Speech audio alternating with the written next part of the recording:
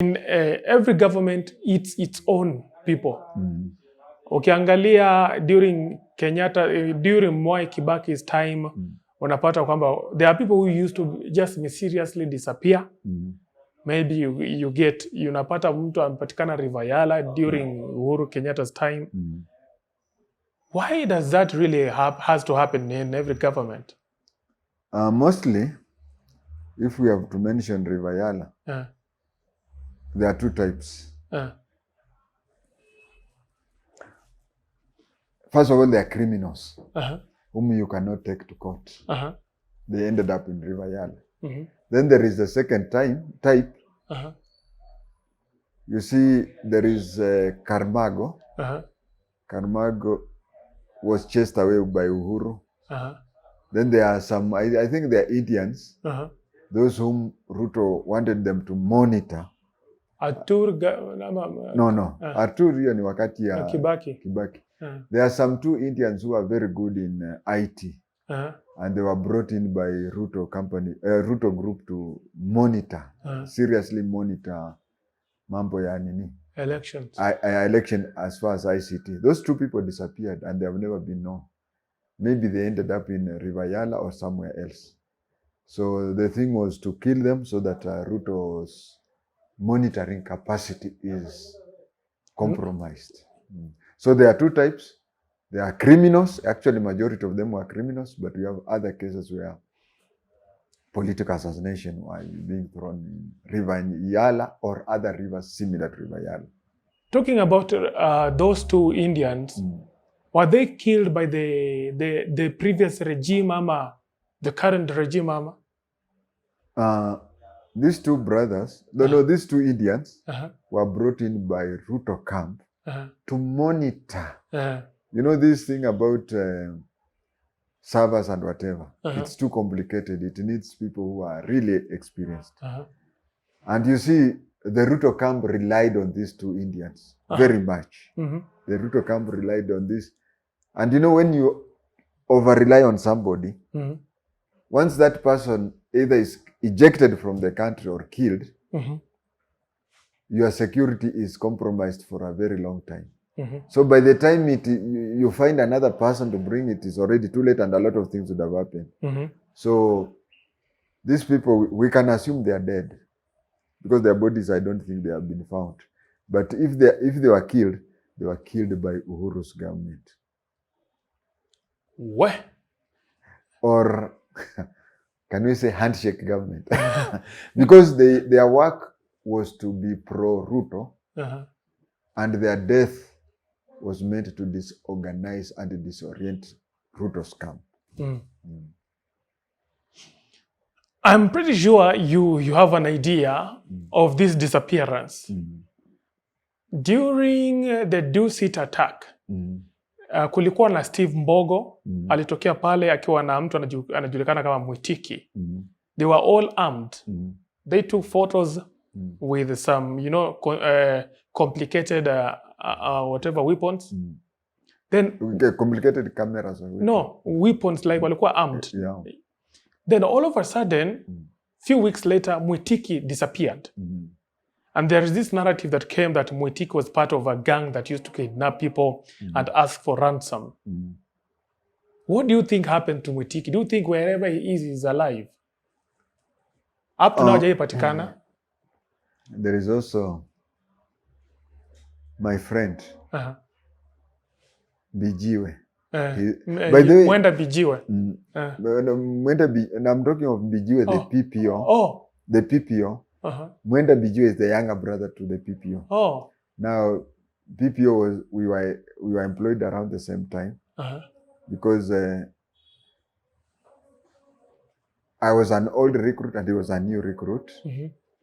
And their father used to work with my father. And my father used to be their father's boss. And towards the end of their father became my father's boss. When somebody disappears for more than 2 weeks, chances of finding him alive are almost zero. Almost zero. Mwenda Mbijiwe's disappearance may, everybody has a secret. He may have been, his disappearance may have been done by the system, or hapo kando kando anaweza kuwa ni he may have indulged in some funny activities and those people have come for him. So it is possible that Mbijiwe is not alive, and it is possible that he had some private lives that has caught up with him. But the reason why his private life is not been exposed, maybe there is somebody senior there whom the Inspector General cannot disclose, who had a SOA. And when I say somebody up there, I'm not even talking of the current, you see. Supposing I have dirty dealings with Uhuru, Ruto will protect Uhuru. That is why Kibaki, when the TJRC came out, he said, jail anybody, do anything with anybody, but don't hold the President Moi. So he may have crossed swords with somebody powerful, even in a previous government, not necessarily this one. Yeah. And which other, wakati ambapo people disappear, what do these, these government officials wanafanyanga mtu nini hadi inakuwa hizi akaonekana? Sometimes inasemekana kwamba they burn you with acids, wengine wanatupwa huko kwenye forest. What sophisticated methods does the government use to make sure that a person is no more? You're talking of the government, but these people disappear. It's not the government who makes them disappear, all the cases. Although a government has majority of the cases. But you see, a good job. I remember KTN when I said somebody didn't do a good job, I was really attacked because you are not human. But you see, when you talk something on a professional side, you cease being a human being. Like a doctor. A doctor, I was talking to a gynecologist one time, and I was talking about his work. He said when he's at home, he sees his spouse as his lover. But the women he treats, he sees that one the way a bank... You see, a bank teller, when he's dealing with that money, he sees the money as equipment of trade. He doesn't see them like money. And the doctor, when he's seeing a gynecologist, for example, when he's treating a woman, he does not see her as a woman. Sees that this is part of my work. It's just like a vehicle, you make the engine. When it comes to talking about these things, we talk it from a professional. But when a cousin of mine dies, a friend of mine dies, a colleague of mine dies, I become a human and mourn that person. That is why in hospitals you are not supposed to treat somebody known to you. Because when you're treating any other person, you treat that person as an instrument of work. But when you are treating your relative, there is that emotional part. So when I answer some of these questions, I answer from technical part of it. You said something before I said that. When these people are killing somebody and they want to do a good job, if it is an impulsive killing, like the day when they killed JM, they were not supposed to kill him on that day. That's why his body was found. But if it is something that is properly pre-planned before the action is taken, then usually they plan to cover it up after the work. And what methods do they use to make sure that the work cannot be traced? Unakuwa mboga ya fisi. There are even things that... let me give an example of Bishop Alexander Muge. He was to be killed in West Pokot. And the people knew Alexander Muge as a Christian with a collar. They knew Alexander Muge with an afro and glasses. So they were planning that after shooting him somewhere near Chepkararat, they would clean shave his head, remove the glasses when he's already dead. Clean shave the head, remove the glasses, put there a shuka kama ya Kimasai or something or Kiturkana, so that those people, they can never associate this body with a prominent person wanatangaza Nairobi ati amepotea. So in brief, I'm saying that when they want to, if it is a pre-planned, most of, like this kina Mbijiwe, it was pre-planned. That's why the body has not been found up to this time. But when it is an impulsive thing, those are the times when bodies, I'll not use it a good job because viewers say that I'm inhuman. Yeah. So wanakutupa kwenye forest, maybe ukuliwe. Ukuliwe, yeah. Or even if you're not kuliwed, you see, Chepkararat had the 3 things. It's a place where they smuggle things from Uganda. It's a smuggling den. Can you associate that with Bishop Muge? He's not a smuggler. A bishop is not a smuggler. That is a place where a lot of alcohol is taken. And when I talk of alcohol, I'm not talking of these big bars and big clubs. No. I'm talking of these shebin, changa, busa, bangi. If a body is found hundreds of kilometers on the border of Uganda at a changa drinking place, would you associate it with the bishop who disappeared in Eldoret? You can't. It is a place where fornication is done. So someone would even think huyu ni mtu alikuwa anajaribu kuongea na mwanamke. He didn't pay her for the services and she organized for him to be killed. So a job that has been planned well, my viewers will have to forgive me for using that word. A job that has been planned, they even plan of how to dispose of them. But if it is something that is impulsive, that is when the bodies are found. And I think Mbijiwe could be the latest example. And not all these deaths should be associated with the government. But it can be associated with people well up in the government. Because if I plan to kill anybody, the government will investigate and I'll be caught in no time. But when it is found that huyu mtu aliwawa na Moi or something, now Kibaki dragging Moi to court. I want also to comment on foreign countries. We saw some people dying in a Father Kaiza and were saying, bring in the FBI. Ouko, they say, bring in the Scotland Yard. Some of these bodies say that they come and investigate and find that the president was connected. But because of the good relationship between Kenya and, say, USA, the FBI will just come up and say, Father Kaiza killed himself.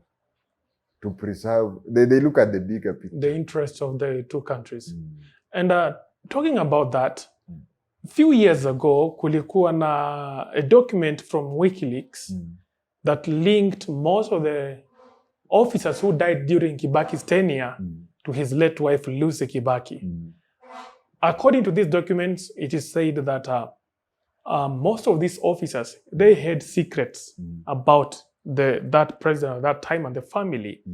Na most of them waliwekwa kwa vikosi, wakapelekwa pale Baragoi kama wanaenda kupigana huko, wakijua huko tu. Kumbe wenye wapangize vitu wanapelekwa Baragoi kule wauliwa, ndio history iishe.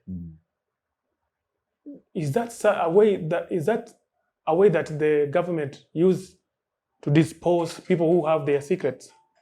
With all seriousness, the deaths that are done with the deaths that are done with the members of the president or even their close relative are usually extra security work. And I would tell any serving officer, because Kibaki came, Moi and Kibaki came and went. We are having another president now. We will have other presidents then. If you are doing any job that you are doing, maybe the president or the first lady or somebody powerful, be what of that time. If you decide to follow instructions which are not laid down from Kiganjo, you are doing it at your own peril. And even if you are killed, you should blame yourself. So sometimes mnamwanga obey your senior. Sasa kama umechukuliwa na mkubwa wako amekuambia go and deal with so and so, yeye ni mhalifu, wewe mwenyewe inabidi ukubali tu kuobey mkubwa wako. How do you get out of that? And yet unajua that is the difference between the military and police. And actually until recently, when the APs were removed from until recently when APs were removed from the chiefs, there was a time when an AP would be taken to court and say, I was given instructions by the DO, and the case ends there. But nowadays, APs are like any other police officer. And police regulations say, simple. You can be charged or action can be taken against you if you disobey a lawful command. If you disobey a lawful command. So, as I said, Kiganjo, you spend more time learning law. So it is assumed that a police officer, especially from the general duties, knows what is a lawful command and knows about what is unlawful command. So you are supposed to know what is lawful and what is not lawful. And if you don't know, if you cannot differentiate that, then you are in the wrong profession. It's like giving somebody a gun who is not well trained with a gun. So if you are a police officer and you do not know what a lawful command is, then you're in the wrong profession. Wow. Now, tukimalizia Jitenge, you have an amazing YouTube channel. And of course, you are doing well. Umepata, Kenyans have been supporting you. Yeah. And pale kwenye channel, what do you normally share with your audience? When I started the YouTube, you know, there is a saying that they say the customer is always right. When I started at YouTube, I had 5 topics to cover. But people have told me to concentrate on 1. And these other 4 are dying a natural death. From here, you can see I'm very good in... I see Congo, whatever. Yeah, Lingala. And I was in the process of translating the Bible into Lingala language. I've really tried. In fact, half of the old, we have the minor prophets. I was almost finishing translating that. I hope to get time to. But people mostly would have wanted me to talk about things like political assassinations and whatever. And I would say, sio mimi nilisema, the customer is always right. So I'll follow what the customers are. But I'll find time also to translate the Bible into Lingala. But there is immense pressure for me to discuss things which are security related. Yeah, so I'm spending time talking on that. And I hope to find time also to translate the Bible and cover all the 5. Yeah. How can people get you on social media? On YouTube, it's Jitenge. Because nimejitenga. I don't think there is any intelligence officer who has been as open as me, nimejitenga. But Jitenge also, it's a hidden name. Khwatenge means Oletenge, Arab Tenge.